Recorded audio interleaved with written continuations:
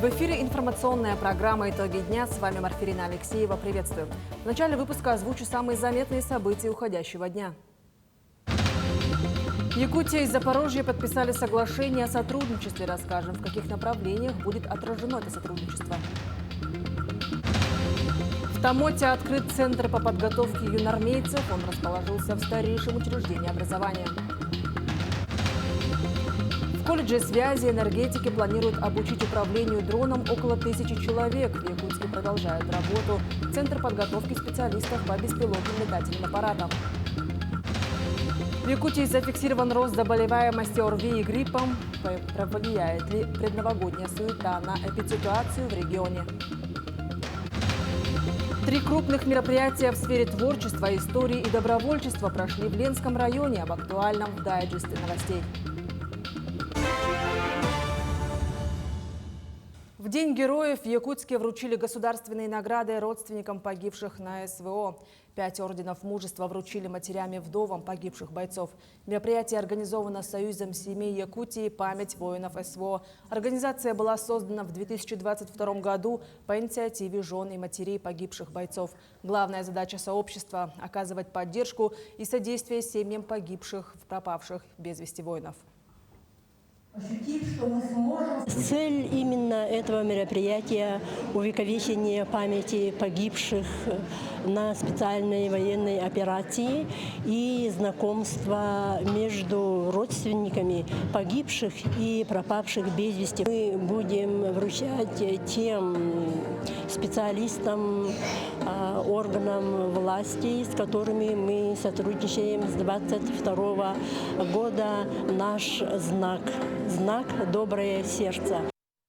В Москве на площадке Национального центра «Россия» состоялся предпремьерный показ патриотической драмы «Алдан», посвященный памяти героев СВО и военкоров. Картина стала важным событием для киноиндустрии и российского общества. Это первая кинолента, посвященная СВО, и первый совместный проект Якутии и Запорожской области. Подробнее о фильме смотрите в следующем сюжете.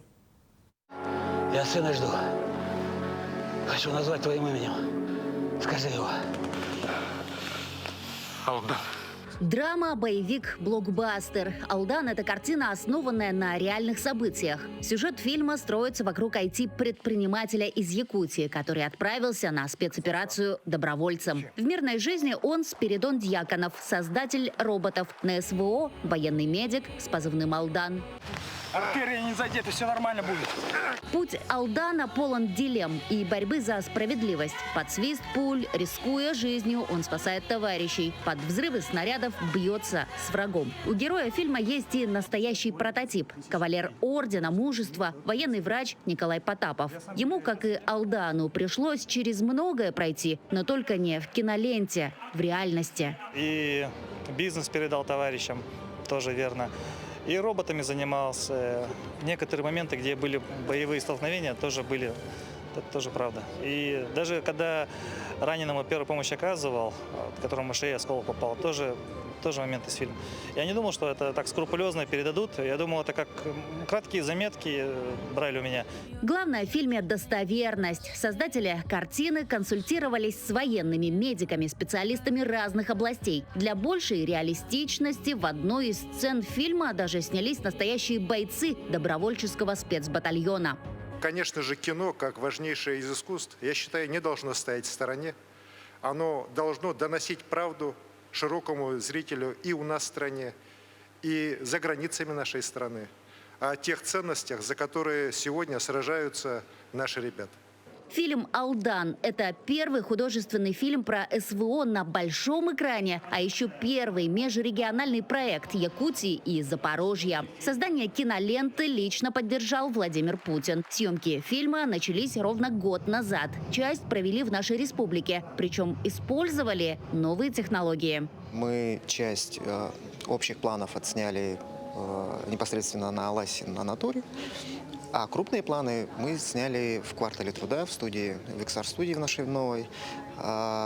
Отсканировали весь Алас, и что позволило нам дальше продолжать съемки в тепле, и без больших расходов на логистику. Впечатляет и актерский состав. Главную роль Алдана исполнил якутянин Илья Яковлев, известный по фильмам «Ичи» и «Наша зима». В картине снялись и звезды российского кино: Дмитрий Дюжев, Иван Охлобыстин. Кроме того, одну из ролей сыграл некогда американский боец смешанных единоборств, ныне российский спортсмен Джефф Монсон. Это очень трудно. Спасибо большое. Приглашался меня этот фильм. Предпремьерный показ фильма приурочили ко Дню Героев Отечества. Сама премьера состоится в феврале следующего года. Известно, что часть вырученных средств направят в поддержку участников СВО и производство новых кинопроектов. Знаете, смотрели просто на дыхание и понимали, как там сейчас. Потому что наши мужья также находятся там. У меня муж, он медработник. Так что просто восхитительный фильм. Вообще общее впечатление хорошее очень. Но до сих пор вот здесь вот болит, конечно, и за детей, и за ребят, за всех, которые там воюют. Ну, всем рекомендую посмотреть. А сейчас самое важное — довести этот фильм до зрителей в кинотеатрах, в онлайн-кинотеатрах, чтобы они увидели в вузах, СУЗах. И они уже будут оценивать. Таких фильмов просто больше должно быть. Поэтому оценивать должен зритель. Айсена Барнашова, Виктор Олесов, Москва. Также Якутия и Запорожье подписали соглашение о сотрудничестве. Подписали под документом, поставили глава республики Айсен Николаев и губернатор Запорожской области Евгений Болицкий. Соглашение направлено на расширение и укрепление сотрудничества в торгово-экономической, научно-технической, социальной, культурной и иных сферах. Регионы намерены развивать взаимодействие в инновациях, туризме, сельском хозяйстве, здравоохранении и других направлениях.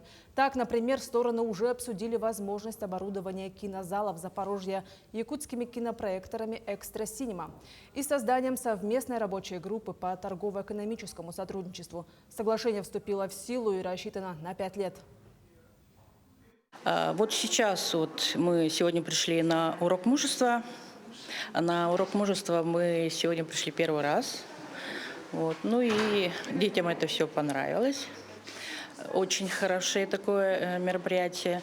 Это всегда, конечно, дает детям многое, патриотизм. Это же самое главное, то, что в нашей школе почти все классы наши вступают в ряды юной армии.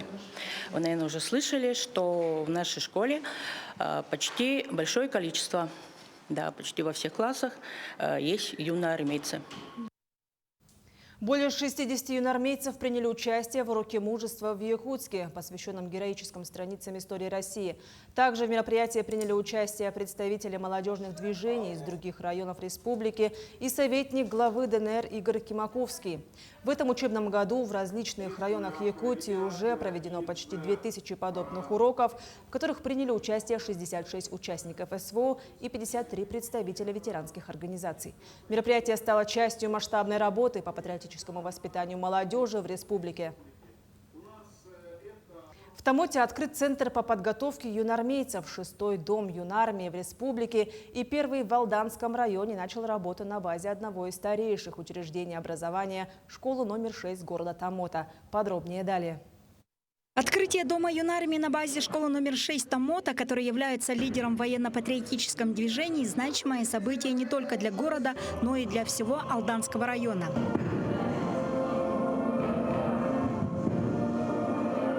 В рамках открытия Дома юнармии в школе прошел районный слет «Служу Отечеству» среди юнармейских отрядов Алданского района.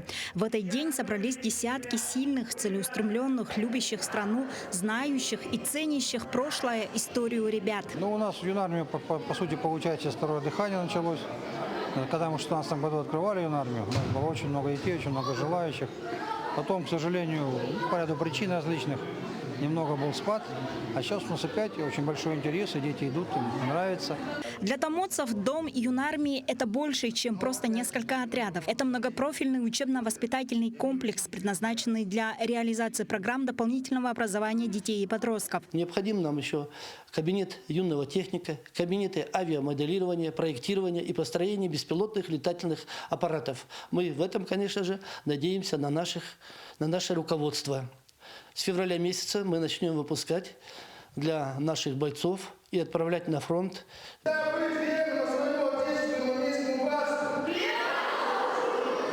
Для друзей Даниэля, Максима, Данила и Артема сегодня важный день, волнительный.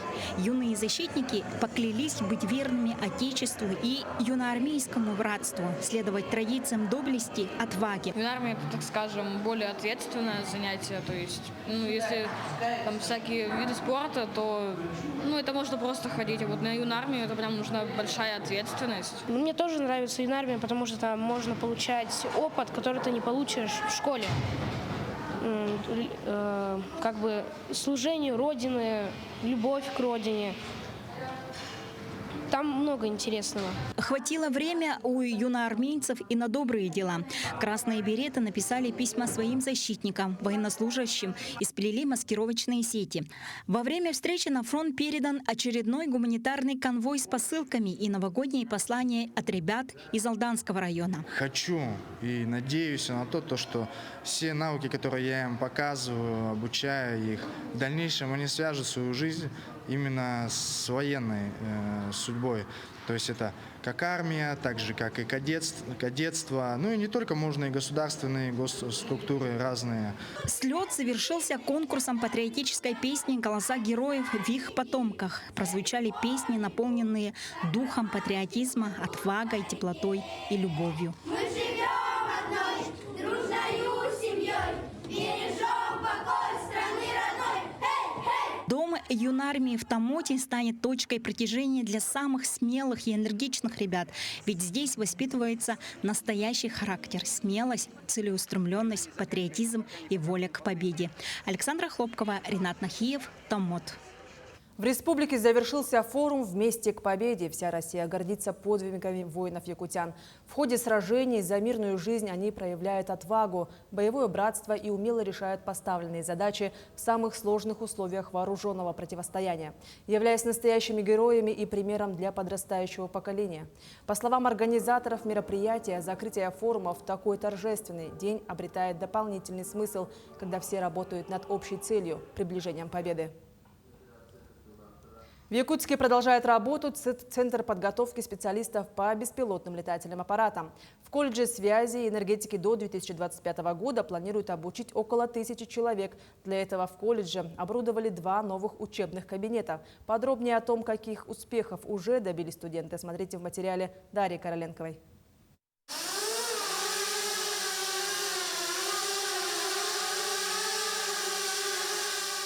Современные технологии не стоят на месте. Беспилотники – это уже не будущее, а настоящее. Более 50 студентов колледжа связи и информационных технологий стали частью высокотехнологичной индустрии. Получается, меня приняли на несколько профессий. Я выбрал БПЛА, потому что сразу подумал, военное дело, тянет меня к военному. Дроны как раз-таки управлять. Для того, чтобы использовать дрон на практике, каждый студент должен научиться управлять пультом управления. Здесь он осуществляет взлет и посадку самого дрона, а на экране может видеть сам полет. В этом году 18 образовательных учреждений Якутии, включая 6 якутских школ и гимназий, получили такое же оснащение. Срок обучения составляет 4 года, по итогам которого выдается удостоверение о повышении квалификации государственного образца. Кроме того, преподаватели прошли обучение на всероссийских семинарах, а студенты активно участвуют в соревнованиях различного уровня. В этом году благодаря национальному проекту закуплено более 605 комплектов дронов для школ и для колледжа. И плюс к этому 105 педагогов обучены. Практическую подготовку прошли в городе Хабаровске. И на сегодняшний день уже открыты все площадки и максимально уже набирают детей. Недавнее участие якутских команд во всероссийском турнире по беспилотным авиационным системам «Новая высота» подтверждает высокий уровень подготовки специалистов. Студенческая команда завоевала почетное 2-е место. Сейчас открытие Центра подготовки специалистов по БПЛА отвечает на растущий спрос на квалифицированных операторов в различных отраслях Якутии – газонефтедобыче, строительстве, экологии, логистике, сельском и лесном хозяйстве. Дарья Короленкова, Джоустан Иннокентьев, Якутск. В нейрохирургическое отделение Республиканской больницы номер 2 поступают пациенты с тяжелыми видами травм. При повреждении черепа иногда возникает ситуация, когда необходимо заменить часть костей или зафиксировать их. При лечении таких повреждений используются медицинские титановые пластины. Подробнее расскажет Даяна Федорова. В результате ДТП или иного механического воздействия нередко возникает необходимость замены части костей или их фиксации. При лечении таких повреждений используются медицинские титановые пластины, которые обеспечивают надежную фиксацию костных отломков. Именно их с начала этого года используют врачи РБ номер 2. Цель – это, во-первых, эстетика. То есть здесь полностью конкурентные вот эти все дефекты, все закрывается полностью. Второе – это безопасность. Безопасность это для пациента, безопасность для рук нейрохирурга при проведении операции, так как нет острых краев, все сглажено, все гладко. И третье, конечно, ускоряет саму длительность операции. С начала года с применением нового материала проведено 15 операций. Пластины изготавливаются индивидуально каждому пациенту по размеру в течение 30 дней. Протезы создаются с помощью нейронавигации в виде 3D-модели или делаются КТ и рентгеновские снимки. Как пластина будет готова, мы назначаем им дату операции и берем на плановое оперативное лечение. Плановая операция у нас происходит, когда пациент подготовленный. То есть, допустим, у него, если по сопутствующим заболеваниям есть какая-то патология, да, пациент долечивается амбулаторно, да, анализы все клинические у него в пределах нормативов, мы его спокойно берем на плановую операцию. До конца этого года планируется вживить пластины еще 3 пациентам, одним из которых является Александр. Осенью этого года он получил травму в результате неудачного падения. Шел на работу. И у меня заранее была операция на сердце. Вот. Пошел, потерял сознание, упал об бетонную бордюру головой. Вовремя еще оказали медицинскую помощь. Врачи хорошие. Головокружение бывает. Но это когда резко уже. Но я сейчас думаю, после операции нормально. Титановые импланты устанавливаются как временно, пока не срастется кость, так и на постоянной основе для замены участков, которые не смогут восстановиться.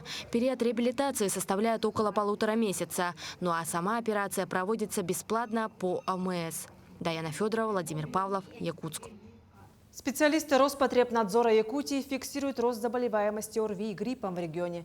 Бить тревогу не стоит, этот показатель на уровне сезонного, однако врачи рекомендуют не терять бдительности. Повлияет ли предновогодняя суета на эпидситуацию в регионе, расскажет Власий Сергеев. До Нового года осталось меньше месяца. Предновогодняя суета, покупка подарков и подготовка к празднованию. Все это легко заставляет забыть нас о том, что испортить праздник может обычная простуда. Ну или не совсем обычная. Как сообщают медики, сегодня первое место по скорости распространения занимает грипп. Особенно самая известная его разновидность – COVID-19. С наших улиц он никуда не делся. Начинается с повышения температуры, это 39-40, внезапная мышечная боль, боли в горле. Профилактика от гриппа важна, потому что это внезапное заболевание с последующим смертельным исходом возможно. Самым действенным способом профилактики гриппа считается вакцина. Противопоказанием к ней может быть острый период или обострение хронических заболеваний и повышенная температура. ОРВИ протекает легче, но от этого более приятным заболевание не становится. Поэтому важно соблюдать элементарную осторожность. Надо ограничить посещение мест массового скопления людей, что, в общем-то, очень трудно сделать, потому что сейчас все идут за подарками. Пользуйтесь, пожалуйста, масками. Мойте руки после посещения этих мест и вообще общественного транспорта. Используйте антисептик. Но если все-таки болезнь не обошла стороной, при повышении температуры надо сразу обращаться к врачу. Медики не перестают повторять, нельзя заниматься самолечением и бесконтрольно принимать антибиотики. Сэкономленное время не обеспечит вас здоровьем. Власий Сергеев, Сарглана Неустроева, Семен Семенов, Якутск. О самых заметных событиях Ленского района узнаем в еженедельной подборке новостей от наших коллег. Передаем слово. Неделя только началась в Ленском районе, она снова обещает быть продуктивной. 110 школьников стали участниками международной акции «Тест по истории Великой Отечественной войны». Организована она была Управлением образования и Комитетом по молодежной и семейной политике. Участникам предстояло ответить за 40 минут на 40 вопросов. Кто проходил базовый уровень, мог перейти ко второму, более сложному этапу. Все вопросы были про победный 1945 год. Школьники признаются, что тест был непростым. В завершении все ребята получили сертификаты. Просветительная акция призвана напомнить подрастающему поколению о том, кто сыграл главную роль в разгроме нацизма в мире, и вызвать уважение и гордость подвигами наших отцов, дедов и прадедов.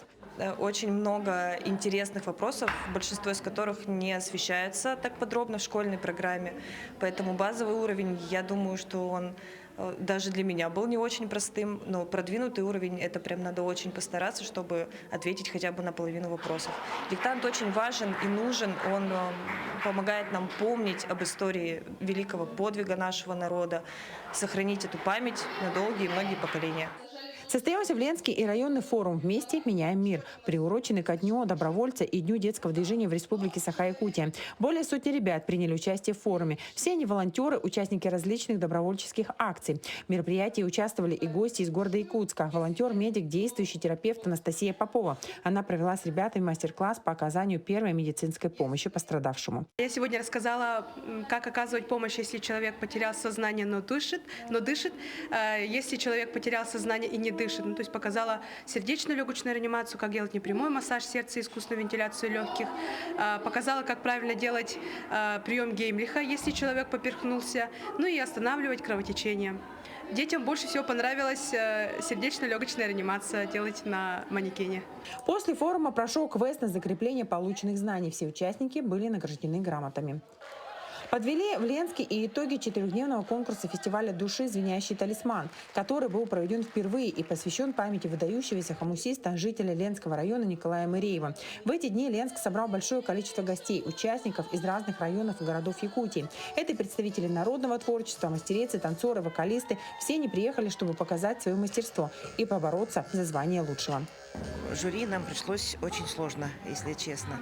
Также и среди танцевальных коллективов, среди вокальных коллективов, инструментальных были представлены действительно очень хорошие номера. И вот сегодня на заключительном концерте мы озвучиваем имена лучших. Участие в фестивале приняло более 370 человек. Все они получили грамоты, дипломы, кубки. Главный приз – 250 тысяч рублей достался хомусисту Евгению Сивцеву. Мероприятие, обещают организаторы, теперь станет традиционным. Все финансовые расходы взяла на себя районная администрация. На этой неделе пройдет еще и бал чемпионов, на котором соберутся лучшие из лучших. Ребята, которые достигли успехов в различных направлениях. Такой интересной будет наступившая неделя. Светлана Балеева, Виталий Андреев, Ленск. В минувшие выходные в Якутске подвели итоги медиа-хакатона для школьников. Мероприятие проводят уже 3-й раз при поддержке Целевого фонда будущих поколений и компании «Алроса». Медиа-хакатон с полным правом можно считать настоящей школой креативных индустрий. Какие возможности открыл конкурс для юных специалистов, расскажет Саргалана Неустроева. В этом году для участия в медиа-хакатоне были отобраны 48 школьников из Мегино-Кангаласского, Горного, Усть-Алданского, Мирнинского и Хангаласского районов, а также из Якутска. Как видно, география конкурса с каждым годом увеличивается. Расширили список профессий хакатона. К привычному оператору, монтажеру и дизайнеру в этом году добавили аниматора. Главная задача участников – объединиться в команды и создать свой уникальный медиапроект согласно заданному кейсу. Будь то анимация, рекламный ролик или видеоблог. Ну и, разумеется, защита проектов – немаловажная часть конкурса. Здесь очень серьезная экспертиза.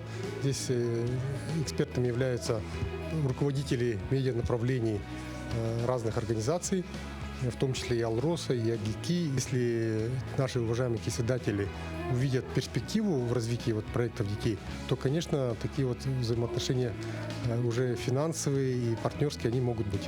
Для детей же это станет приятным бонусом к полученному опыту. Как отмечают участники проекта, во время хакатона они смогли приобрести полезные профессиональные навыки и незабываемые эмоции. Очень завораживающе, очень много эмоций я испытал. с командой очень сплотились, я нашел себе новых друзей. Я не только с командой сплотился, но и со всеми участниками. Интересно, что в прошлом году Ярослав также прошел отборочный этап хакатона, но участие в нем принять не смог. В этот раз он не только вернулся к проекту, но и победил в номинации «Лучший дизайнер», а его команда 1111 завоевала 3-е место. Второе осталось за командой, разработавшей кейс популярной базы отдыха. И, наконец, самый волнующий момент. Диплом первой степени вручается победителям творческого соревнования «Ветер Хакатон 2024» команде Digital Fight.